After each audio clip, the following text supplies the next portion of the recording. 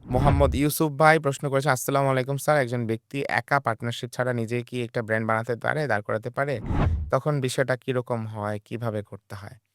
এই বিষয়ে আমি অলরেডি একটা আলোচনায় বলেছি, আগের আলোচনায় যে কিভাবে একা পার্টনারশিপ করার বেনিফিট কি, কিভাবে করতে হয় এবং করলে কি, কি জিনিস ফলো করতে হয়। সেখানে আমি ৩ টা জিনিস বলেছি। একা কন্ট্রোলটা নিশ্চিত করতে হবে কোম্পানির, যাতে এটা খুব মানে লিকেজ না হয়, কোনো সমস্যা না হয়। ২ নম্বর হচ্ছে এসওপি ঠিক করতে হবে।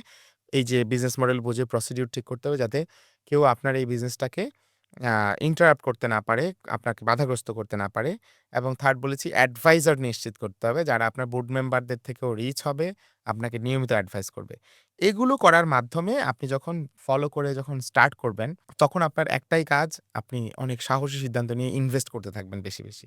রি-ইনভেস্ট করতে থাকবেন। কারণ যেহেতু আপনার পার্টনার নাই, যেহেতু আপনার ভাগ-বাটোয়ারা নাই, যেহেতু আপনার এজিএম করে প্রফিট সব দিয়ে দিতে হবে, কত পার্সেন্ট প্রফিট দিতে হবে জবাবদিহিতা নাই। আপনি ১ম ১০ বছর নন-স্টপ রি-ইনভেস্ট করেন, রি-ইনভেস্ট করেন, রি-ইনভেস্ট করেন, রি-ইনভেস্ট করেন। কাস্টমারকে দিতে থাকেন, দিতে থাকেন, দিতে থাকেন।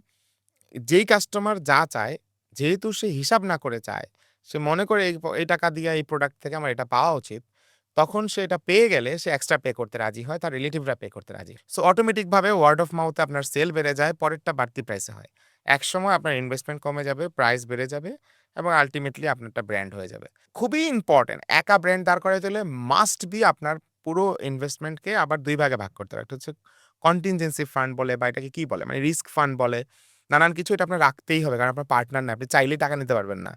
আবার আপনি চাইলে ব্যাংক লোন পাবেন না। কারণ আপনি একা শুরু করছেন। মেবি আপনার আইডিয়াটা এত রিচ হয় নাই। মেবি আপনি এখন সফল ব্যবসায়ী না। আপনি চাইলেও ব্যাংক লোন পাবেন না। সো আপনার অলওয়েজ প্রফিট থেকে রিইনভেস্টমেন্ট পার্ট আর একটা ফান্ড জমা রাখা বা একটা রিয়াল এস্টেট প্রপার্টি কিনে ফেলা, একটা লোকেশন কিনে ফেলা বা একটা ল্যান্ড কিনে রাখা যাতে এটা রিসেল করে আপনি যেকোনো সময় ইনভেস্ট করতে পারেন। এরকম করে আপনি কিন্তু রিস্ক ফান্ড রেখে অনলি ইনভেস্টমেন্ট। খাওয়া-দাওয়া, এনজয়, কমফোর্ট ওই যে ঘোড়া এবং গাড়ির আলোচনা আরেকটা ভিডিওতে করেছিলাম। সেগুলোতে এই গাড়িতে ইনভেস্ট করা যাবে না। ঘোড়ায় বারবার ইনভেস্টমেন্ট বাড়িয়ে, বাড়িয়ে এটাকে ব্র্যান্ড করে ফেলতে পারবেন।